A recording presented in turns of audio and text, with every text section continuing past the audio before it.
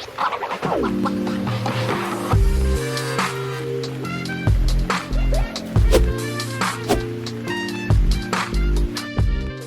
up guys, today we're going to be playing Monopoly. I think I'm going to name my character Small Independent Film Worker looking for a job at a place not owned by Disney. I know, right? The things you just come up with in your head. Alright, well let's get this thing going. Aw man, you landed on Marvel. Well, he certainly can't work for them because they're owned by Disney. Well, I guess we'll just keep going. Aha, what's this? A job working on American Horror Story at the FX channel, alright. Wait, that's owned by Disney too? Huh. Well, that's kind of weird, but alright. Third time's a charm. A job working as a scriptwriter at Touchstone Pictures. Alright, he can get behind that. Son of a bitch, that's owned by Disney too? Is there anything on this board that Disney doesn't own?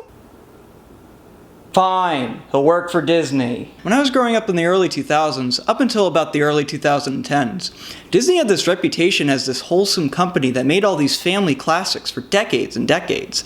And you know, I'm sure they've had this reputation for quite a long time before I was born as well. Ironically enough, the 2000s is when Disney really began ramping up their big purchases. And by the 2010s, you could really see a shift in the company's priorities. I mean, for one thing, they've pretty much completely stopped making their classic animated films. The last traditionally animated one was The Princess and the Frog, and the only 3D animated one since then that could maybe be considered classic would be Frozen. Part of it is because I feel like Disney's new films, both visually and thematically, just feel like a poor man's Pixar movies, which Disney also owns. I just don't see Raya and The Last Dragon being put into the same level as The Lion King or Aladdin. Okay, let's backtrack just a tiny bit here. Earlier in the video I mentioned how when I was a kid, and before, Disney was looked upon as just another family-friendly studio who made many classics over the decades. While yes, that does stand true, I wouldn't be being wholly fair if I didn't say Disney's always had a very greedy reputation. Look no further than the Disney Vault gimmick or the obscene amount of re-releases, both home and theatrical, for their movies. Also, I would add, Disney's wholesome family-friendly look is at least a little manufactured from some very effective advertising campaigns. But even with a semi-manufactured reputation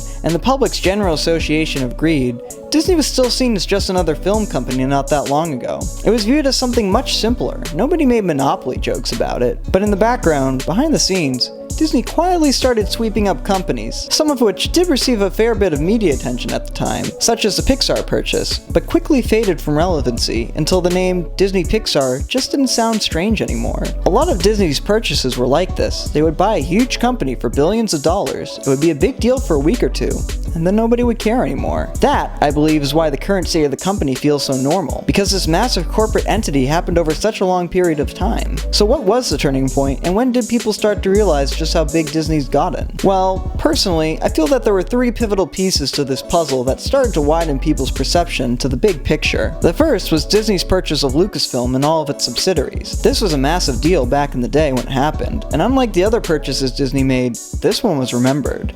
Now one could argue many different reasons for as to why this was remembered so much more than the others, whether it was Disney's butchering of most of the Star Wars media they've released under their ownership, or the changes that occurred in the fandom dynamics as a result of Disney's new ownership, or even just the deal being so landmark that it's remembered on its own merits.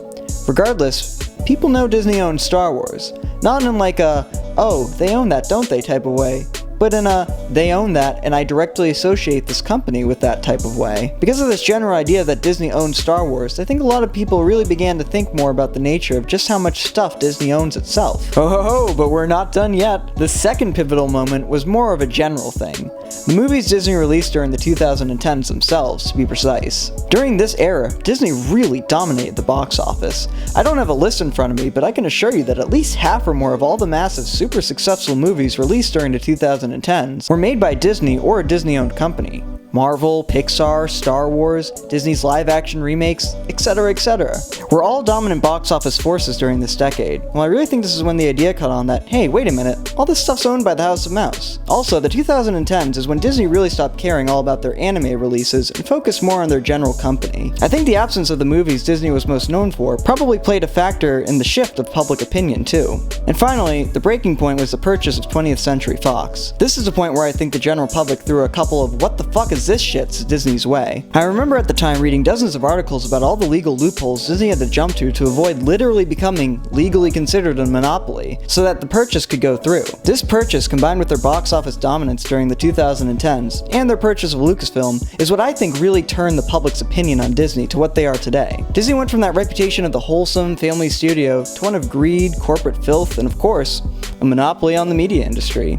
And while yes, Disney legally speaking is not considered a monopoly, well, it's a fucking monopoly. I know legally a company has to own a certain amount of the competition in order to be considered a monopoly, but what do you do when a company strategically buys all the most popular companies and franchises, but just few enough in order to still be in the clear? Even though it may not legally be a monopoly, this has the same effect with just a different execution. They might not own every last bit of media, but they own enough, and the ones that they do own are so popular that competition has a difficult time going head to head with them anyway. I guess that's the thought I'd like to leave you with. So do you agree or disagree?